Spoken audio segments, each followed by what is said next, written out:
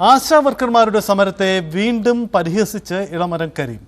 ഇർക്കിൽ സംഘടനയാണ് സെക്രട്ടേറിയറ്റിന് മുന്നിൽ സമരം നടത്തുന്നത്. പ്രതിഷേധിക്കേണ്ടത് ഈ രീതിയിലല്ലെന്നും എല്ലാം നേടിത്തന്നത് CATU ആണെന്നത് ഓർക്കണമെന്നും ഇളമരം കരീം പറയുന്നു.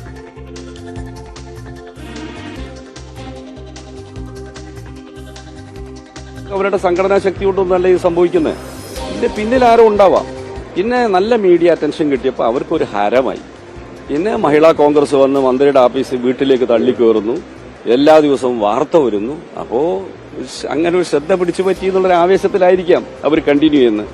അതല്ലാതെ തൊഴിലാളികളുടെ പ്രശ്നം പരിഹരിക്കാൻ ഈ വിധത്തിലല്ല. ഞങ്ങൾ ഈ സമരത്തിന്റെ സ്വഭാവത്തെ എക്സ്പോസ് ചെയ്യുന്നത് അവിടെ സമരം ചെയ്യുന്ന തൊഴിലാളികളെ ഏതെങ്കിലും തരത്തിൽ തള്ളി പറയാനോ അവർക്ക് എന്തെങ്കിലും ആനുകൂല്യം കിട്ടുന്ന തടയാനോ അല്ല. ഇങ്ങനെയല്ല സമരം ചെയ്യേണ്ടത് എന്നവരെ ബോധ്യപ്പെടുത്താനാണ്. അവർക്ക് യോജിച്ച് നിന്ന് സമരം ചെയ്യാനുള്ള അവസരങ്ങൾ ഉണ്ടായിരുന്നു. ഞങ്ങൾ കേരളത്തിൽ 23 ട്രേഡ് യൂണിയനുകളുടെ ഏകോപന സമിതിയുള്ളത്. ആ ഏകോപന സമിതിയിൽ വരുന്ന ഒരു കക്ഷിയാണ് ഈ സമരത്തിന് നേതൃത്വം കൊടുക്കുന്നവർ. ഞങ്ങൾ ഒരാളോട് പോലും ഈ കാര്യം സംസാരിച്ചില്ല.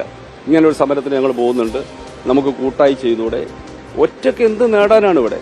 27,000-ഓളം ആശാ വർക്കർമാരിൽ ഏതാനും പേരാണ് ഈ സമരത്തിൽ വന്നിട്ടുള്ളത്. അവരെല്ലാം അവരുടെ സംഘടനാ പ്രവർത്തകരൊന്നുമല്ല.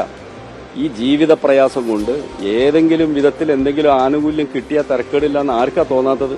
അങ്ങനെയൊക്കെ കുറച്ച് ആളുകൾ പോയിട്ടുണ്ടാവാം. അത്തരം ഒരു വിഭാഗീയ സമരം കൊണ്ട് ഒരു നേട്ടം ഉണ്ടാക്കാൻ കഴിയില്ല. ഇതാണ് ഞങ്ങൾ എക്സ്പോസ് ചെയ്തത്. അല്ലാതെ അവരെ തള്ളി പറയാനോ അവരെ മോശക്കാരാക്കാനോ ഒരു ഉദ്ദേശവും ഞങ്ങൾക്കാർക്കില്ല. ഇതാണ് ഇളമരം കരീം എടുക്കുന്ന നിലപാട്. അഡ്വക്കേറ്റ് എസ് മിനി ചേരുന്നു ഈ സമര സംഘടനയിൽ നിന്നും. അഡ്വക്കേറ്റ് എസ് മിനി, നിങ്ങളൊരു ഈർക്കൽ സംഘടനയാണ്, അത് അദ്ദേഹത്തിന്റെ ആക്ഷേപമാണ്. അതിനപ്പുറം സമരത്തിന് മുമ്പ് ഈ കോർഡിനേഷൻ കമ്മിറ്റിയുമായി ആലോചിച്ചില്ല. പ്രത്യേകിച്ച് CATU പോലെ ആ കോർഡിനേഷൻ കമ്മിറ്റിയിലെ ഒരു പ്രധാനപ്പെട്ട സംഘടനയുമായിട്ടൊന്നും ഒരു കൂടിയാലോചനയും ഇല്ലാതെയാണ് നിങ്ങൾ ഇറങ്ങിയത്. ഇങ്ങനെ 2 ആരോപണങ്ങളുണ്ട്. അതൊരു ഞാനൊരു അഡ്വക്കേറ്റ് അല്ല, ഞാൻ ഈ സംഘടനയുടെ സംസ്ഥാന വൈസ് പ്രസിഡന്റാണ്.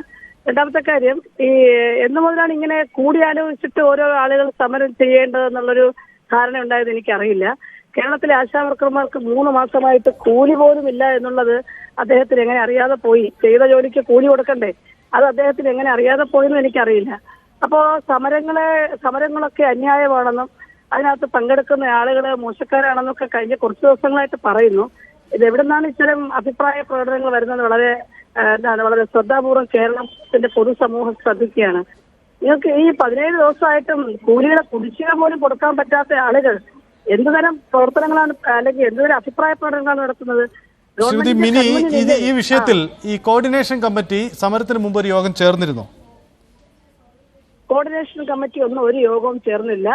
മന്ത്രി ബജറ്റിന് മുന്നോടിയായി വിളിച്ചു ചേർത്ത പ്രീ ബജറ്റ് ചർച്ചയിൽ ഞങ്ങളുടെ സംസ്ഥാന പ്രസിഡന്റും സെക്രട്ടറിയും ലിഖിത രൂപത്തിൽ നിവേദനം അവിടെ കൊടുത്തുകൊണ്ട് ആശാവർക്കർമാർ അനുഭവിച്ചുകൊണ്ടിരിക്കുന്ന മുഴുവൻ വിഷയങ്ങളും അതിന് ഡിമാൻഡും അവിടെ മന്ത്രിക്ക് നേരിട്ട് കൊടുത്തു.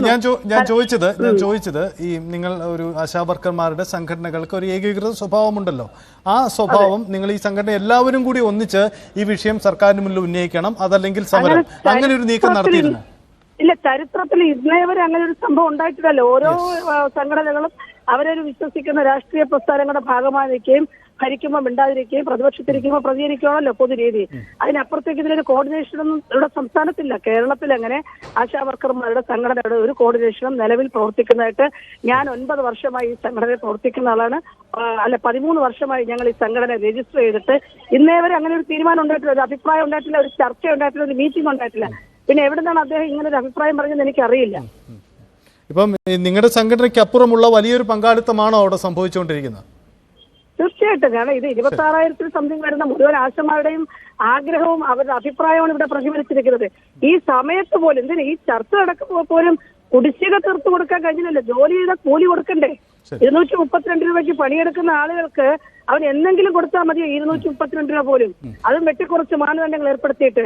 അപ്പൊ കൂലി ചോദിക്കുമ്പോൾ അതൊക്കെ അനാവശ്യ സമരം. നിങ്ങൾ പണിയെടുത്തോളൂ, 24 മണിക്കൂർ പണിയെടുത്തോളൂ, നിങ്ങൾക്ക് കൂലി തരില്ല.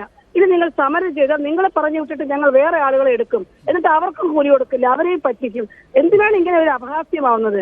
അതുകൊണ്ട് ഇത് തികച്ചും അപഹാസ്യമായ വളരെ മോശപ്പെട്ട പ്രസ്താവനകളാണ് നടത്തിക്കൊണ്ടിരിക്കുന്നത്.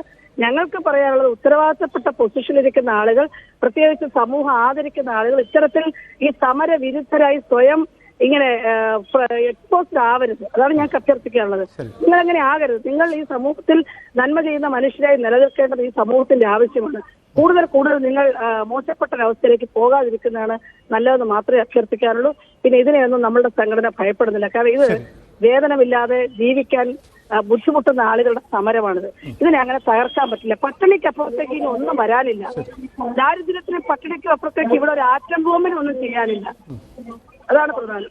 എന്തായാലും വളരെ നന്ദി യസ്മിനി സഹകരിച്ചു. എന്തായാലും സമരക്കാരെ ആക്ഷേപിക്കുന്നതിന് ഒരു ന്യായീകരണവുമില്ല. അത് ഏതു തരത്തിലായാലും. കാരണം വേതനം നഷ്ടപ്പെട്ട് തെരുവിൽ സമരമിറങ്ങുന്നവരാണ്. അവർ കൂടിയാലോചന നടത്തിയില്ല, ഇർക്കിൽ സംഘടനയാണ് എന്ന് തൊടുന്യായങ്ങൾക്കും ഒന്നും അപ്പുറം ഇത്തരം വാദഗതികൾ ഉന്നയിക്കുന്നതിനപ്പുറം അവരുടെ ആവശ്യം ആ വേതനം പരിഹരിച്ചു കൊടുക്കുക എന്ന കാര്യം കൂടിയുണ്ട്. അതിന് കഴിഞ്ഞിട്ടില്ല ഇതുവരെയും എന്ന ക്ലേശകരമായ കാര്യം, ഏറെ നാണം കെടുന്ന കാര്യം കൂടി സർക്കാരിന് മുന്നിൽ ഓർമ്മപ്പെടുത്താനുണ്ട്. എന്തായാലും അതിനുശേഷം മറ്റു രാഷ്ട്രീയ വിവാദങ്ങളിലേക്കും വിമർശനങ്ങളിലേക്കും കടക്കുന്നതാണ് ഉചിതം. മറ്റൊരു വാർത്തയിലേക്ക് പോകുമ്പോൾ കോഴിക്കോട് ലോ കോളേജ് വിദ്യാർത്ഥിനി മൗസിയുടെ മരണത്തിൽ പോലീസിന് കൂടുതൽ വിവരങ്ങൾ ലഭ്യമായിരിക്കുന്നു. മൗസിയുടെ മൊബൈൽ ഫോൺ മരിക്കുന്നതിൻ്റെ തലേ ദിവസം ആൺ സുഹൃത്ത് എടുത്തുകൊണ്ടുപോയതായി സുഹൃത്തുക്കൾ മൊഴി നൽകി. ഒളിവിലുള്ള ആൺ സുഹൃത്തിനായുള്ള അന്വേഷണം ഊർജിതമാക്കിയിരിക്കുകയാണ് അന്വേഷണ സംഘം. ഇതിനിടയിൽ ഈ കുട്ടിയുടെ ആൺ സുഹൃത്തുമായി ബന്ധപ്പെട്ട ചില പ്രധാനപ്പെട്ട വിവരങ്ങൾ കൂടിയും ന്യൂസ് 8 ലഭ്യമായിട്ടുണ്ട്. അത് സംബന്ധിച്ച പ്രതികരണത്തിൽ പെരുമാറ്റമൊക്കെ നല്ല ആക്റ്റീവായിരുന്നു. ഫുൾ ആക്റ്റീവായി നല്ല രീതിയിൽ ഫോക്കസ് കൊടുത്ത് വർക്ക് ചെയ്യുന്നു. നല്ല സിൻസിയർ ആയിരുന്നു. നമുക്ക് പൈസയൊക്കെ നമുക്ക് ഏൽപ്പിച്ചു പോകാൻ പറ്റിയ ഒരാളായിരുന്നു മൂസ. അച്ഛനും പറയുന്നു ജോലി നിർത്തേണ്ടതായിട്ട് തിരക്ക് പറഞ്ഞപ്പോൾ ഞാൻ പിന്നെ മെല്ലെ പറഞ്ഞു ഞാൻ അടുത്ത ദിവസം വിളിക്കാമെന്ന് പറഞ്ഞിട്ടാണ് ഇതാക്കി. ഒരു കുറച്ച് 10 ദിവസം ഗ്യാപ്പ് എടുക്കണം എന്ന് പറഞ്ഞു. അങ്ങനെയാണ് നിർത്താൻ വേണ്ടി. പിന്നെ ഞാൻ വിളിച്ചു നോക്കുമ്പോൾ അവൾ എപ്പോഴും ബിസിയാണ്. ഞാൻ ഒരു പ്രാവശ്യം വിളിച്ചപ്പോൾ വയനാട്ടിലാന്ന് പറഞ്ഞു. ഞാൻ എന്നാൽ പിറ്റേന്ന് വരാൻ പറഞ്ഞപ്പോഴും അന്ന് ഞാൻ വയനാട്ടിൽ പിറ്റേന്ന് വരാൻ പറഞ്ഞപ്പോൾ പറഞ്ഞതെന്ന് വെച്ചിട്ടുണ്ടെങ്കിൽ ഞാൻ നാളെ ചിലപ്പോഴേ വരലുണ്ടാവുള്ളൂ. പിറ്റേന്ന് ഒരു ദിവസം വൈകുന്നേരം അനിയന് ട്യൂഷൻ എടുക്കാൻ വേണ്ടി, പിറ്റേന്നല്ല കുറച്ച് കഴിഞ്ഞപ്പോൾ അനിയൻ ട്യൂഷൻ എടുക്കാൻ വേണ്ടി ഒരാഴ്ച കഴിഞ്ഞപ്പോൾ വിളിച്ചപ്പോൾ ട്യൂഷൻ എടുക്കാൻ ഇനി ചിലപ്പോൾ ബുദ്ധിമുട്ടായിരിക്കും, എനിക്ക് ഇതിൻ്റേതായ ഓരോ കാര്യങ്ങൾ ചെയ്യാണ്ടെന്ന് പറഞ്ഞു.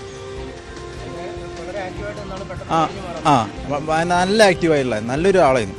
പിന്നെ ഹോസ്റ്റലിൽ ഇങ്ങോട്ട് മാറി. അത് ഞാൻ എന്താണെന്ന് ചോദിച്ചപ്പോൾ പറഞ്ഞ് രാത്രി പുറത്തേക്ക് ഇറങ്ങാൻ പറ്റില്ല എന്ന് പറഞ്ഞു. അതെന്താണെന്ന് ചോദിച്ചപ്പോൾ നിങ്ങളോടൊക്കെ നല്ല സൗഹൃദമായിരുന്നു, പക്ഷെ പെട്ടെന്ന് ഇതൊക്കെ മുറിച്ചു. പെട്ടെന്ന് ഈ സൗഹൃദ ബന്ധമൊക്കെ നല്ല രീതിയിലുള്ള കമ്പനിയായിരുന്നു. ഞാൻ എൻ്റെ അനിയൻ ഷോപ്പിലെല്ലാവരും ഏറ്റു. പിന്നെ ഒരു മെല്ലെ ഒഴിഞ്ഞു മാറി. പിന്നെ യുവാവാനുള്ള സൗഹൃദത്തെക്കുറിച്ച് ഇല്ല, എനിക്കറിയില്ലായിരുന്നു. ഈ ഏകദേശം ജനുവരി തുടക്കത്തിലൊക്കെ അനിയൻ പറഞ്ഞ് ഞാൻ ചോദിച്ച അനിയനോട് ഈ മൗസേനെ കാണാനല്ലോ എന്ന്. അപ്പോൾ കാണാനല്ലോ എന്ന് ചോദിച്ചപ്പോൾ അനിയൻ പറഞ്ഞ് കാറ് പോകുന്നത് കണ്ടിട്ടുണ്ടെന്ന് പറഞ്ഞു. അപ്പോൾ ഷോപ്പിലുള്ള റഫീഖ് എന്ന് പറഞ്ഞ സ്റ്റാഫുണ്ട്, മുപ്പരാളും എന്നോട് പറഞ്ഞതെന്ന് വെച്ചിട്ടുണ്ടെങ്കിൽ ബൈപ്പാസിലൊക്കെ ചെക്കന്മാരപ്പനെ കാണാൻ തുടങ്ങി. പിന്നെ ഒരു 4-5 ദിവസം മുമ്പ് രാത്രി 11 മണിയൊക്കെ ആകുമ്പോൾ ഷോപ്പിൻ്റെ ചാവി, സ്പെയർ ചാവി ഇവിടെ ഷോപ്പിൽ വെക്കുന്ന വണ്ടീൻ്റെ ഉള്ളിലായി പോയി.